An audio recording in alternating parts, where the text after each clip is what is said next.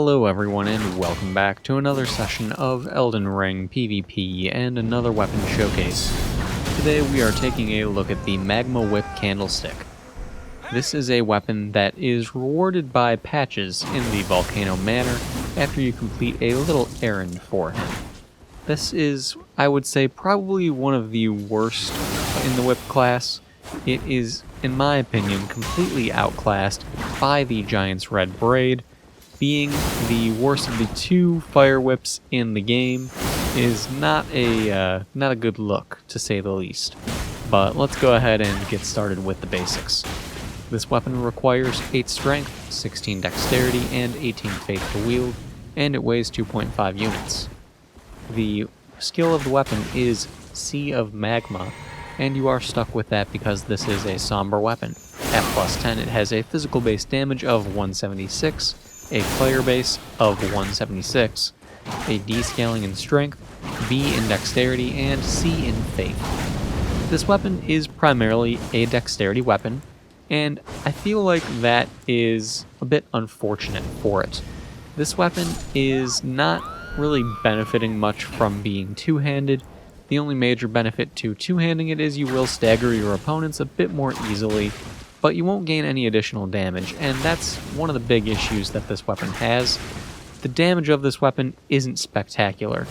It is split damage and a low base value for both physical and fire, and even though you have a B scaling in dexterity and a C scaling in faith, because of those low base values, it doesn't make up for it well enough, in my opinion.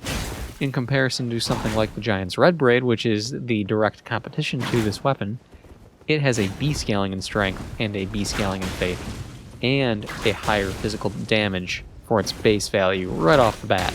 So it's just a much better weapon in terms of its base damage and scaling, and that leads to it performing more reliably.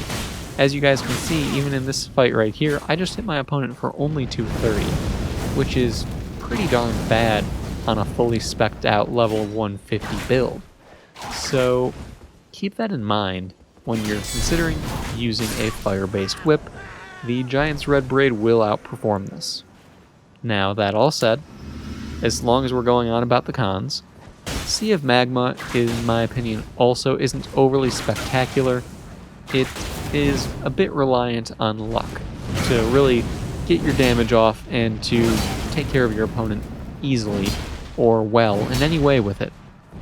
It doesn't stagger your opponent easily when they're near you, and the pools of lava that it drops on the ground, 1, don't last very long, and 2, are random where their placement is, so you can't reliably count on it for consistent, reliable damage, and as such, it ends up being an unreliable skill, and is a bit of a detriment to the weapon.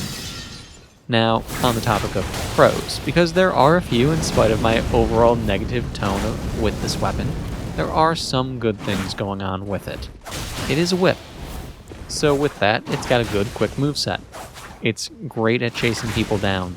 Whips are phenomenal at doing that. That is one of the things they are best at. Your running R1 attacks are great because they have a great amount of reach, they're really quick, and people underestimate them. The fact that you can hold the whip coiled up, or in this case, as a candlestick, it really makes the range of the weapon deceptive. So people will think that they're out of range, and then suddenly they're not. And that's a nice thing for you to take advantage of. That said, your running R2 attacks are also quite valuable, whereas the running R1s are better for people who are either running away or rolling away in a linear fashion. Your running R2s are better for people who are strafing to the side or rolling to the side by, trying to get around you. So there's a time and place for each move in the moveset, and that's nice. Now that said, another pro to the weapon would be the fact that your base R2s are also good at doing what your running R2s are good at, dealing with people who are rolling or strafing to the side. But beyond that, there's really not much else special going on with the moveset. With the skill, however, one thing that you can do with it that you will not see me do throughout the video, because I consider it to be a con, but I know a lot of people consider it to be a pro as well, is actually move around while you're using it. With this skill, you can actually hold it and continue to swing the whip around and continue to throw lava on the ground. And that's pretty neat.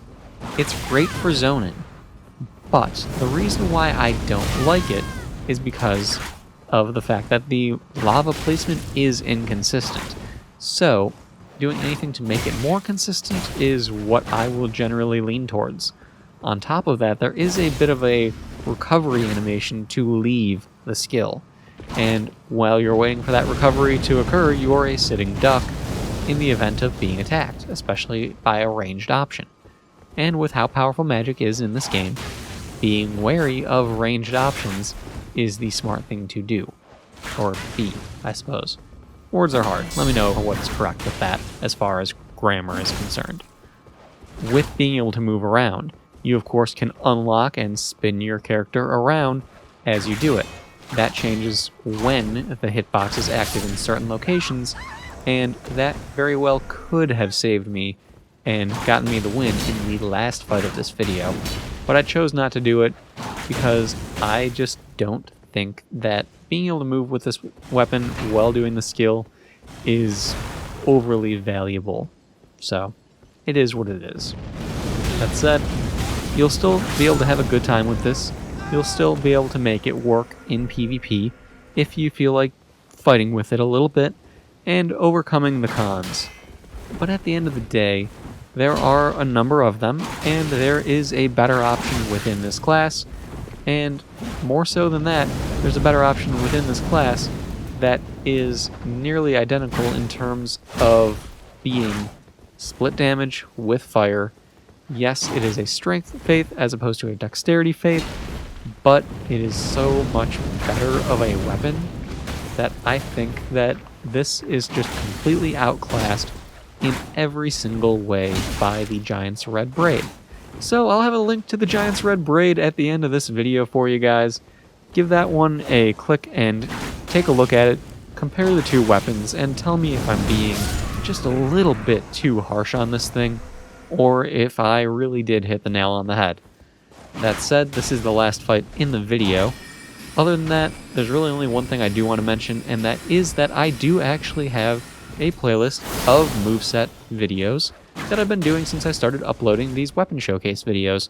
It's an unlisted playlist, but I do have links in the upper right-hand corner and in the description of every video. So if you are ever looking for just a moveset, check out that playlist. And that's all I've got. So thanks for stopping by. I'll see you all next time.